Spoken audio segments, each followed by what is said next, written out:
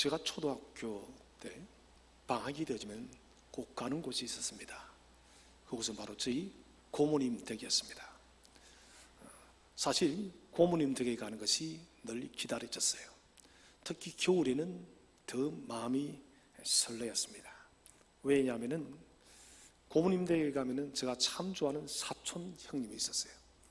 사촌 형님은 제가 가면 항상 그 동네에 있는 저수지에 얼음이 얼게 되면 그게 썰매를 늘 태워주었던 겁니다.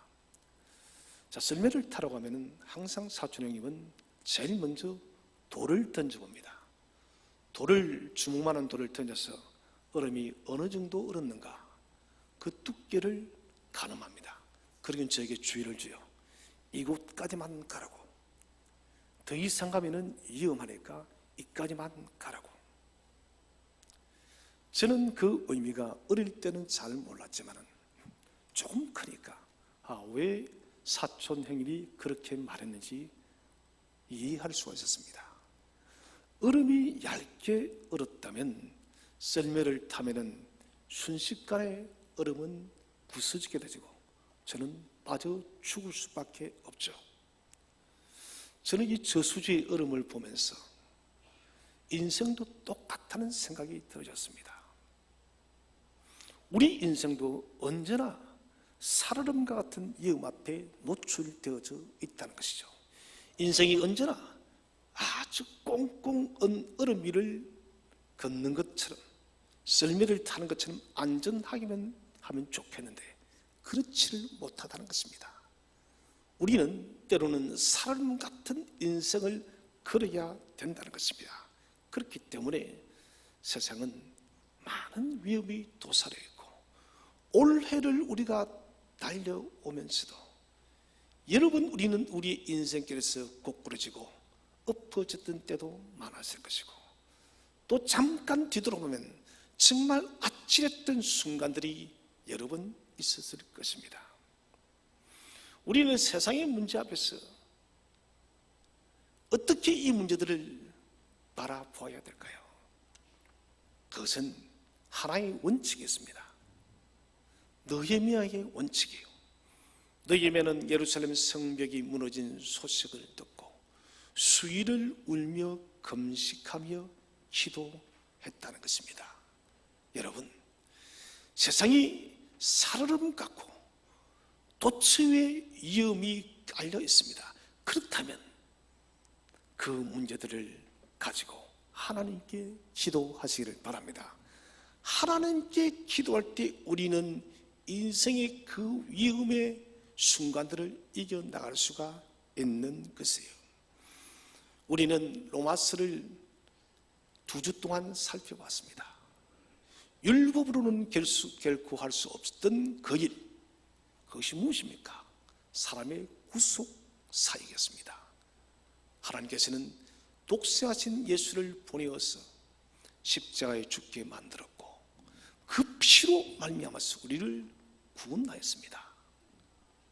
그리고 또한 주 예수 그리스도의 그 보혈의 능력은 세상 무엇도 이길 수 없는 강력한 힘을 가지고 있다는 것입니다. 그러면서 우리가 예수를 영접하고 예수님을 의지하고 예수님 안에서 우리가 살아간다면 어떤 능력들이 우리에게 생기느냐는 겁니다. 사실 저 자신도 세상을 이길 수가 없는 거예요. 하늘의 위대한 상속자지만 우리는 지난주에 하늘의 위대한 상속자라고 배웠습니다. 그럼에도 불구하고도 이 세상은 참 어렵습니다. 앞으로 살아갈 길은 더 어려워질 것이에요. 하나님의 상속자도 우리는 이렇게 어렵게 살아가야 돼요. 그런데 하나님은 오늘 로마서 8장의 말미의 부분을 통하여 우리에게 큰 용기를 주고 있습니다. 너희가 넉넉히 이기느니라. 예수 그리스도 때문에, 우리를 위해서 죽기까지 복종하신 예수 그리스도 때문에 우리가 하나님 나라의 아버지의 상속자이기 때문에 넉넉히 이기느니라. 이게 로마서의 중요한 메시지입니다. 우리는 오늘 본문을 보면서 첫 번째로 생각할 것은 그리스도인이 싸워야 될 세상의 적들입니다. 적들이 무엇인지를 우리가 알아야 돼요. 우리 8장 35절을 다시 한 번 더 읽어보도록 하겠습니다.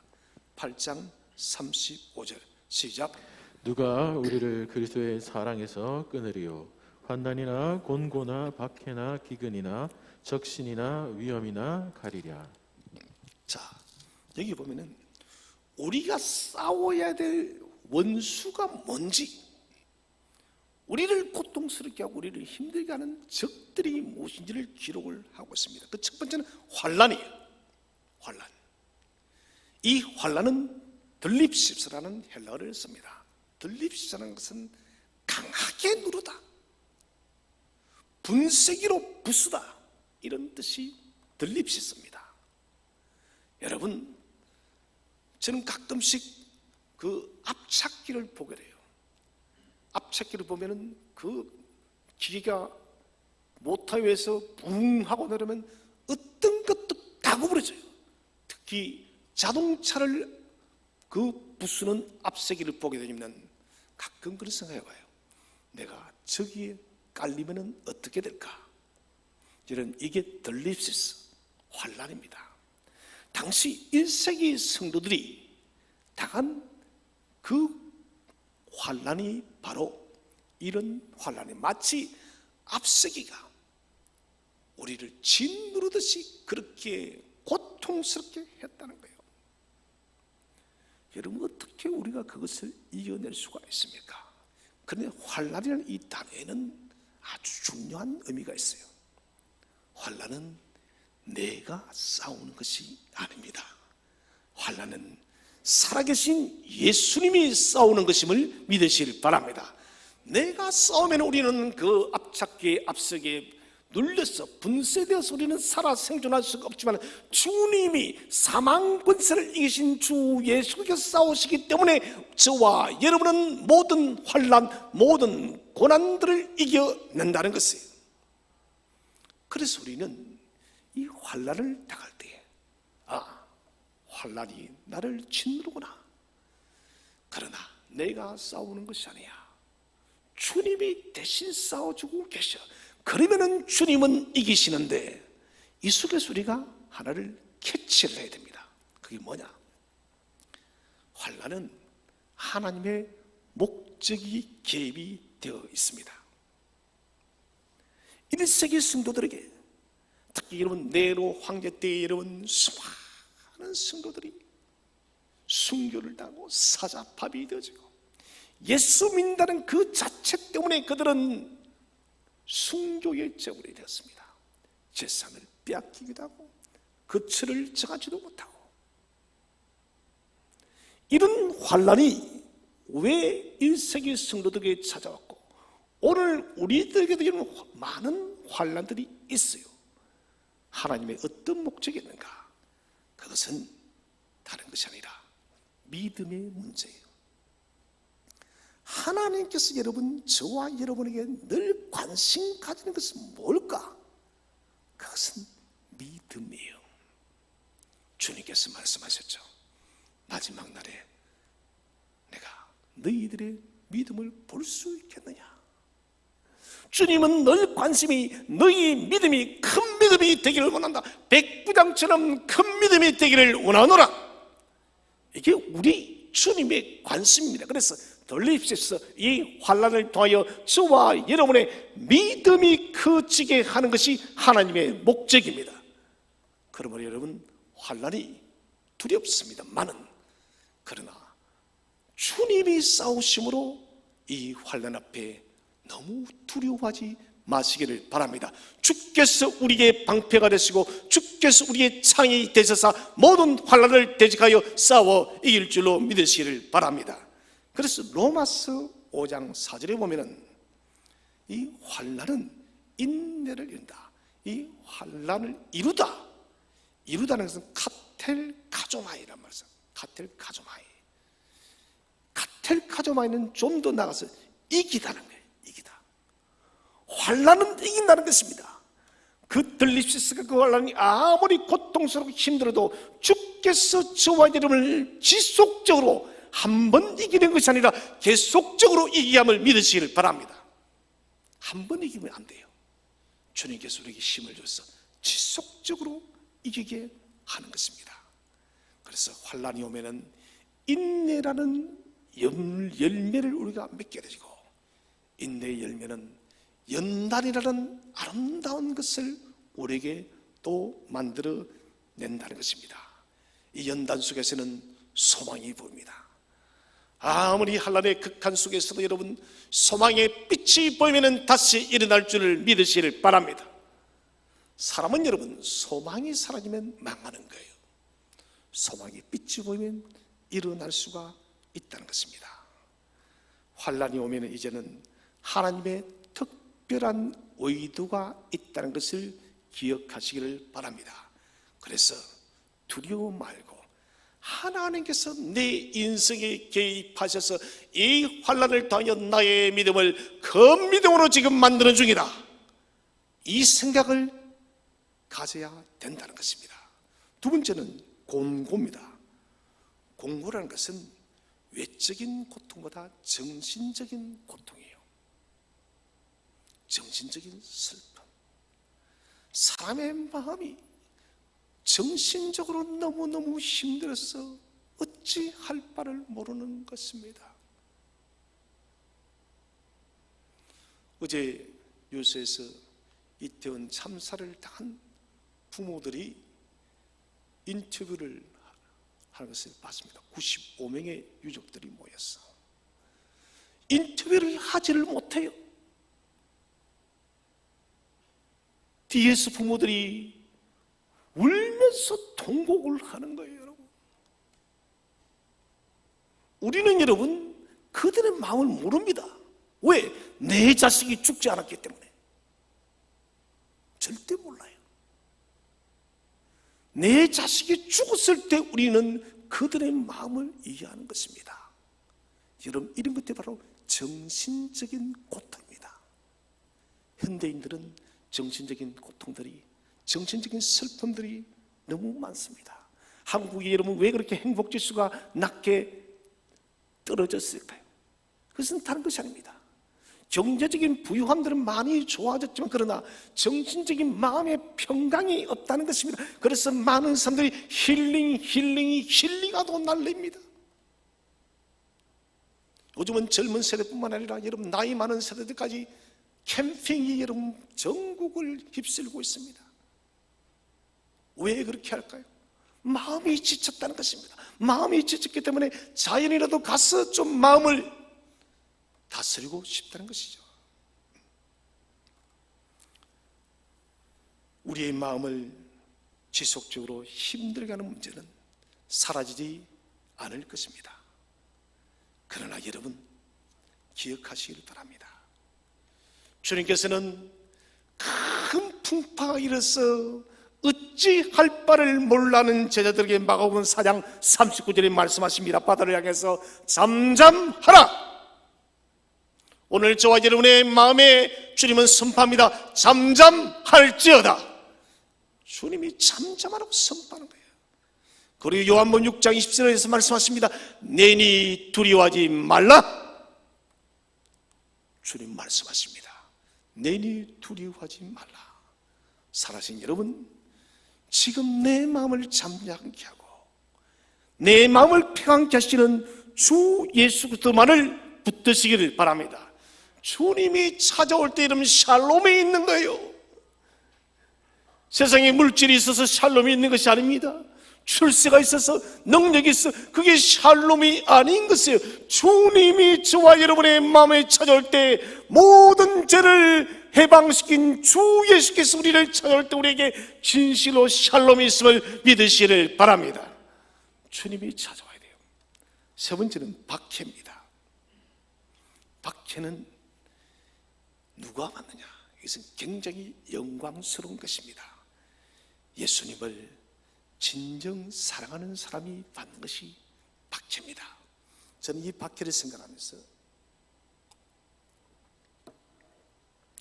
천국에 가면은 박해받은 성도들이 주님의 칭찬을 많이 받을 거예요.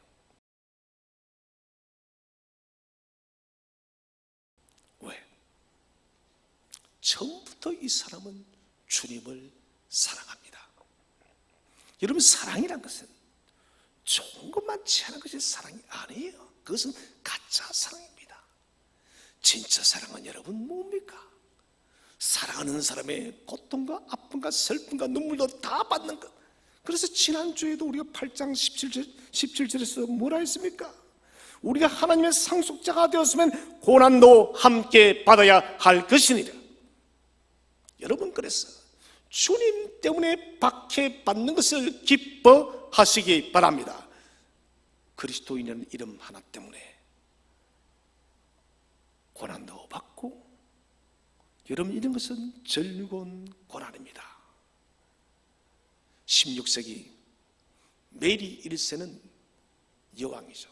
별명이 피의 여왕이랬습니다. 메리 1세는 기독교인들을 무자비하게 핍박을 했습니다.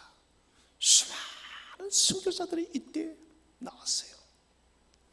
이 중에 거룩한 호크스라는 분이 있었어요. 호크스라는 이름을 가졌는데 얼마나 경건됐으면 그 이름 앞에 거룩한 호크스. 아무리 핍박을 해도 호크스는 진리에 대해서 돌아서지 않습니다. 가톨릭교로 돌아서지 않습니다. 아무리 가톨릭교를 믿으려도 그는 믿지 않습니다. 나는 내가 믿는 이 기독교 신앙을 버리지 않는다고. 그래서 결국은 화형을 시키는데, 화형을 어떻게 시키냐면은 다리에서부터 불이 올라오게 했습니다. 왜 그렇게 했느냐? 메리 1세는 단 한 번이라도 자기 앞에 이 호커스가 무릎 꿇는 것을 보고 싶었던 거예요. 네가 죽음 앞에서도 무릎을 꿇지 않느냐? 과연 그럴까? 그래서 여러분, 불길이 다리부터 쫙 올라왔던 거예요. 얼마나 여러분 고통스러울까요?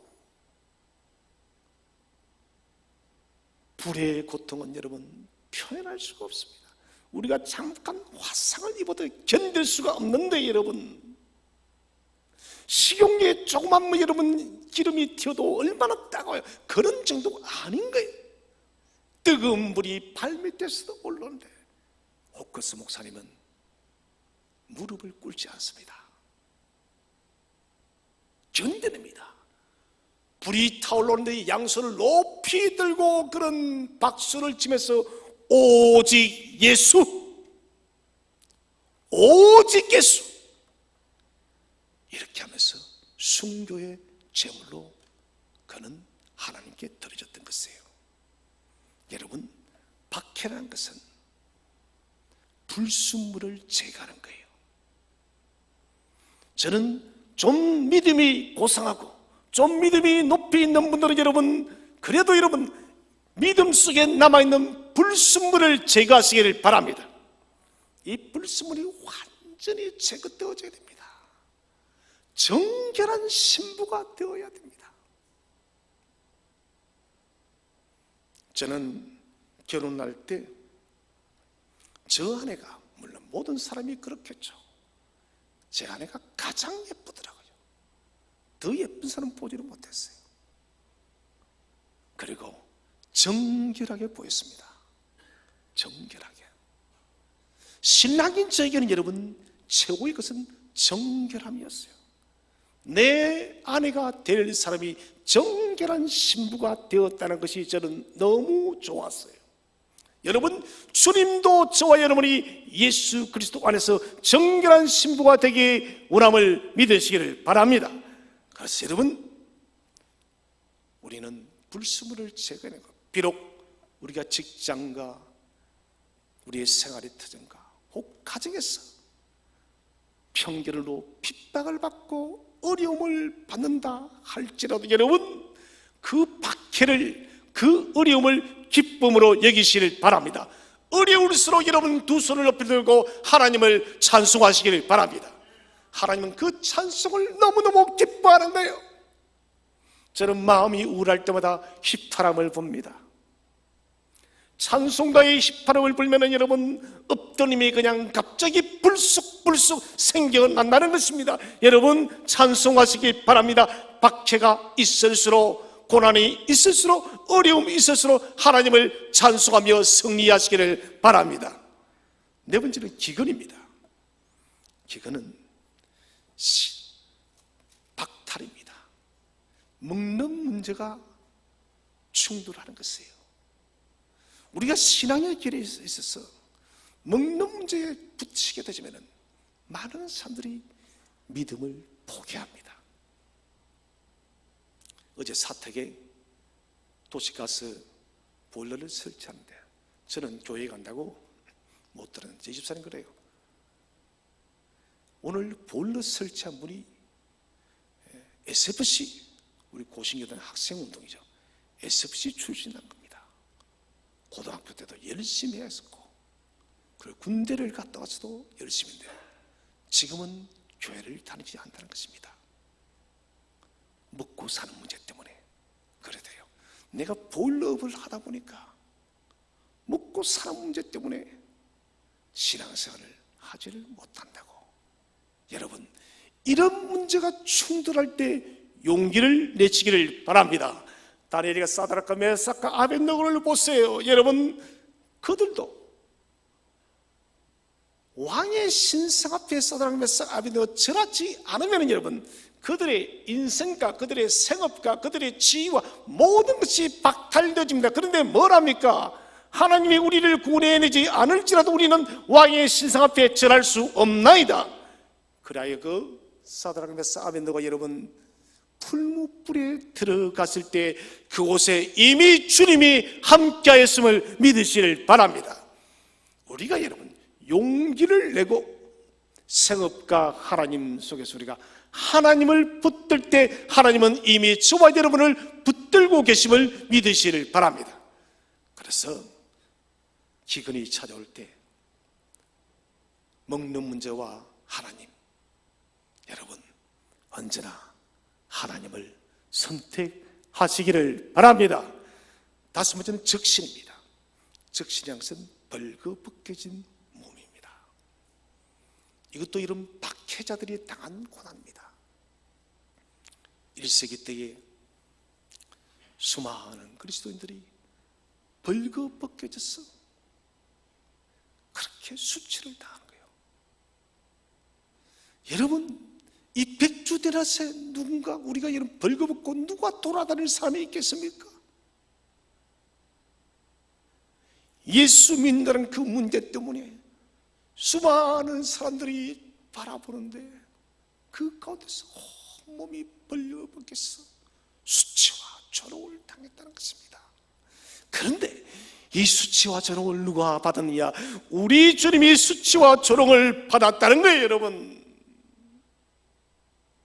주님께서 수치와 조롱을 받았다면 저와 여러분도 그 수치와 조롱을 받아 마땅한 것입니다. 우리가 그 수치와 조롱을 받을 때 그것이 하늘의 상급이 되는 거예요. 여섯 번째는 위험입니다. 이것은 갑작스런 죽음에 지속적으로 노출되는 것이에요. 1세기 교회는 한순간도 안심할 수가 없었습니다. 로마 황제의 칙령이 내려서 기독교인들은 보면은 다 죽이고 그들을 살려두지 말라. 이탈리아에 갔을 때 지금 있는 가장 큰 콜로세움을 봤습니다. 아쉽게도 들어가 보지는 못했지만 그대로 그 콜로세움이 지금도 거기에 여러분 1세기의 성도들이 사자밥이 되고 순교의 제물이 되었던 거예요. 언제 어느 때 그리스도인들이 로마의 사람들의 군인에 의해서 죽어도 이상하지가 않은 거예요. 항상 죽음의 노출되어져 있었다는 것입니다. 그러나 우리가 위험에 처할 때마다 여러분 기억해야 될 것은 그리스도에 대한 사랑을 기억하시기를 바랍니다. 우리가 여러분 사망의 깊은 엄침한 골짜기를 다닐지라도 해를 두려워하지 아니할 것은 주께서 나와 함께 하십니다. 주님이 함께 하는 거예요. 광야 40년 동안 불뱀들이 매일마다 도사리고 있었지만 하나님께서 보호의 울타리를 치고 계셨기 때문에 이스라엘은 안전했다는 것입니다. 광야의 뜨거운 해도 주님께서 구름 기둥으로 가려주셨고, 광야의 추운 밤도 주님은 불 기둥으로 지켜준 거예요. 그래서 여러분, 우리의 삶 앞에 위험이 찾아올 수 있습니다. 물론 1세기처럼 우리에게 생명의 위협이 있는 것은 아닙니다. 그러나 주의해야 될 것은 이런 때가 이제 찾아오는 거예요. 요한계시록 계간을 통해서 이미 말씀을 드렸다시피 적 그리스도가 출몰하는 그때가 되어지면은 성경 기록하고 있습니다. 적 그리스도가 사탄이 성도들과 싸워 이겼더라. 뭡니까? 성도들의 순교를 이야기하는 거예요. 그러나 여러분, 이런 위험에 우리가 노출되어도 주께서는 우리가 생명다는 그 시간까지 우리를 지키시고 우리에게 능력을 줄 줄로 믿으시길 바랍니다. 죽어도 다시 사는 거예요. 그래서 안희수 역사님께서 죽으면 살리라, 죽으면 사는 거예요. 여러분, 예수 안에서 죽을 때 여러분, 예수님은 저와 여러분을 다시 살릴 줄로 믿으시길 바랍니다. 7번째는 칼입니다. 칼은 우리가 싸워야 할 마지막 무기입니다. 잔인하게 죽이는 도구입니다. 직접적인 것이에요. 모든 것이, 사탄은 지금 여러분 우리를 우는 사자처럼 다니면서 두루 다니며 삼킬 자를 찾고 있는 것이에요. 여러분, 칼은 사람의 목숨을 빼앗는 것입니다. 사탄은 그렇게 우리를 죽이려고 사자처럼 두루 다니는 것입니다. 두려움에 칼의 위험이 우리에게 있지만 그러나 기뻐하시기를 바랍니다. 주께서 우리와 함께함으로 기뻐하시기를 바랍니다. 주께서 우리에게 승리를 주기 때문에, 승리하게 되어지기 때문에 여러분 기뻐하시기를 바랍니다. 그리스도인으로 살아가는 것은 많은 문제들 속에 엉켜 살아갑니다. 예수를 안 믿으면 우리는 이런 어려움을 당할 필요가 없습니다. 사탄은 예수 믿지 않는 사람을 이렇게 고통스럽게 하지 않습니다. 그러나 여러분, 세상의 전쟁에서 패하면은, 세상의 싸움에서 패하면은 마지막에 죽음이에요. 육체의 죽음. 그러나 여러분, 영적인 전쟁에서 패하면은 영원한 영적 사망입니다.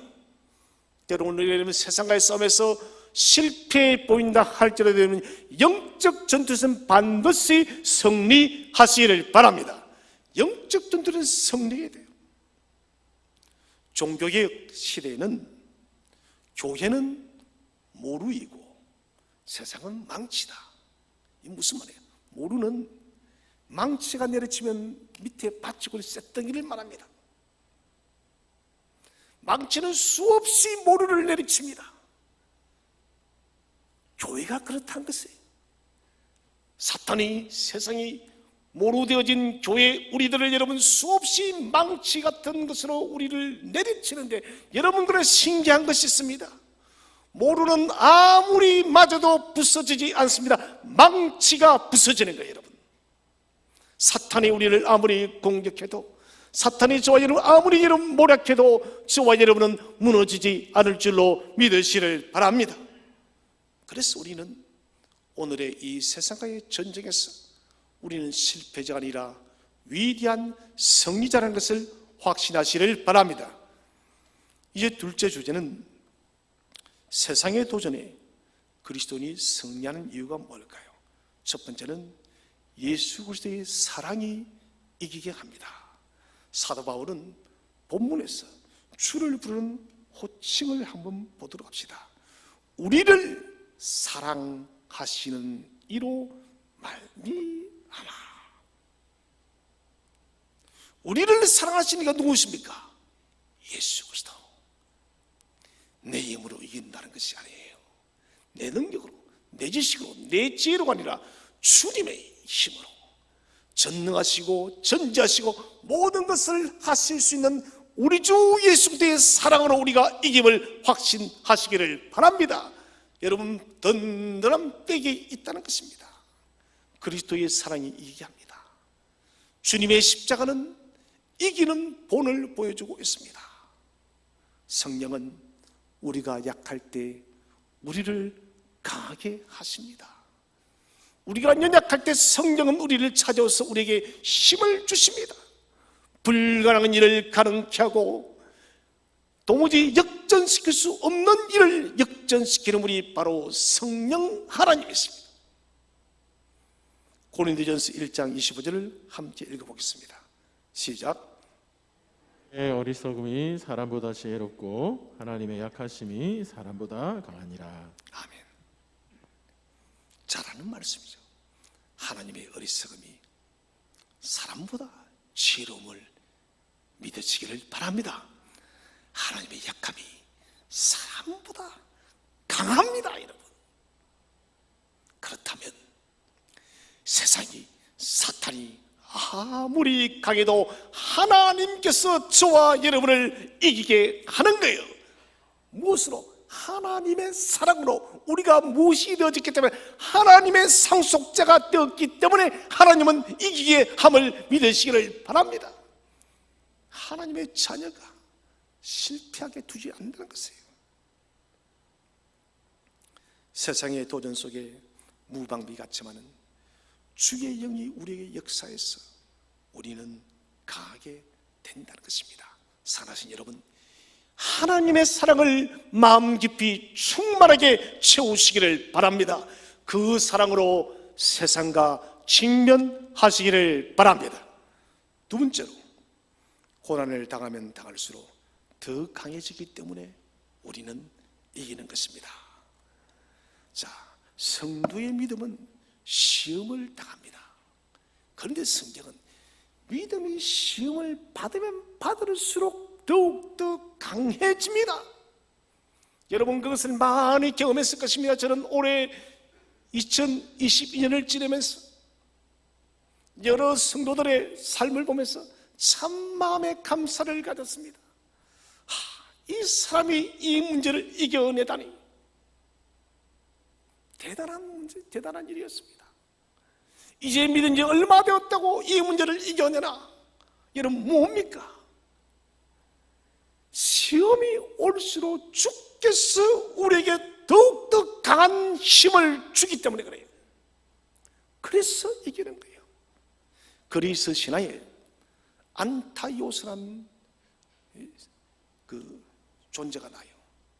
이 안타이오스는 강한 힘을 가지고 있는데 원하는 대로 몸집이 커집니다. 그 조건이 있습니다. 땅이나 바위나 무엇에 내동댕이 쳐서 고통을 받을 때 적들이 안타이오스를 내동댕이 치면 그러면 땅에 바위에 쿵 찍히고 나서 몸이 커지는 거예요. 저는 이 안타이오스를 생각하면서 그런 생각이 들어졌습니다. 곤두박질을 치면서 그의 몸은 점점 강해지고 더 몸이 커지고 강력해졌던 것처럼, 여러분, 우리가 이 세상 앞에서, 문제 앞에서 곤두박질 칠수록 하나님은 저와 여러분을 더욱더 강력한 존재로 만듦을 확신하시기를 바랍니다. 믿음은 이렇게 커지는 거예요. 곤두박질을 치고 아플수록 더욱더 커지는 거예요. 고난이 찾아왔습니까? 내 인생이 곤두박질 쳐졌습니까? 그러나 주님은 말씀하십니다. 내 손을 잡아. 혈루증 여인이 자기 병을 고치지 못하고 그가 얼마나 고통스러워했습니까? 주님이 지나갈 때 군중들 틈 속으로 파짓고 들어가서 뭐라면 내가 주님의 옷단술만 만져도 내가 나을 것인데, 그리고는 그 옷단술을 만지는 순간 혈루증이 나았음을 믿으시기를 바랍니다. 여러분, 이게 뭡니까? 믿음은 우리에게 여러분 곤두박질 칠수록 더욱더 강해지고, 어려울수록 믿음은 강력해지는 거예요. 이제 마지막 세 번째 주제는 세상을 이기기 위해 우리가 붙들어야 될 것은 무엇일까요? 첫 번째는 나를 향한 그리스도의 사랑을 믿는 것입니다. 자, 위대한 승리관을 쓰신 예수 그리스도, 주님은 이 승리관을 쓰시고 우리에게도 이 승리관을 주기를 원합니다. 세상은 이 멸류관 대신에 돈과 명예와 권력과 이런 것들을 멸류관을 쌓습니다. 그러나 여러분, 이거 다 사라져요. 우리 다 받지 않습니까?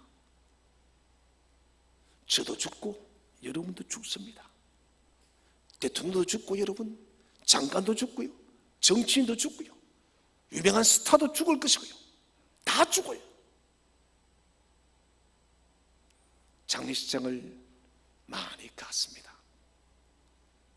2주 전에도 영락공원에 갔지만은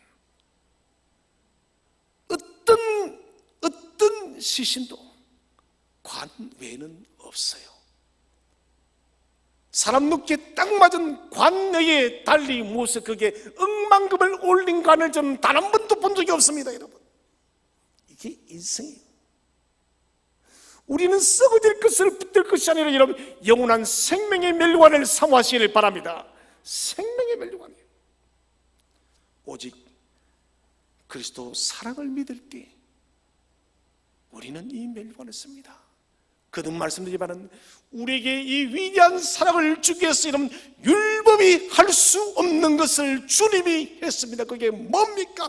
하늘 보좌를 버리고 이 땅에 지극히 낮고 낮아져서 십자가에 못 박혀 죽기까지 복종한 거룩한 사랑이에요. 여러분, 이 사랑을 기억하라는 거예요.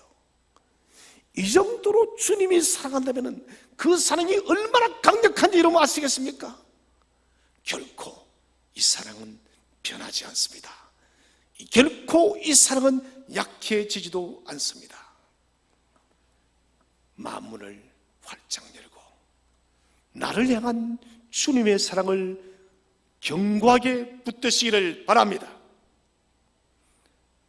이 두 번째는 그리스도를 향하여 사랑의 불에 사로잡히시기 바랍니다. 사랑의 확정은 그리스도를 향한 그리스도의 사랑의 불을 일으켜야 됩니다. 사랑의 큰 불이 우리 속에 타올라야 돼요. 그러기 위해서는 수없이 제가 강조하는 것이지만 경건생활이에요. 말씀을 규칙적으로 읽는 것. 내년 되면 우리가 매뉴얼을 우리가 나눠줄 것입니다. 이 매뉴얼은 주일날의 매뉴얼이 있고 주중 매뉴얼이 있습니다. 거기 제가 보면은 주중 매뉴얼 경건생활 중에 매일 아침 일어나면은 하루 5분 큐티, 5분 기도. 참 제가 많이 양보했죠. 10분도 안 하고 5분이 왜 잘 안 합니까? 그 다음에 하루에 성경을 3장씩 읽었어요. 가정 예배를 드렸어요. 이 매뉴얼을 왜 뒀냐? 경건생활을 위해서. 여러분, 말씀을 많이 묵상하시기를 바랍니다.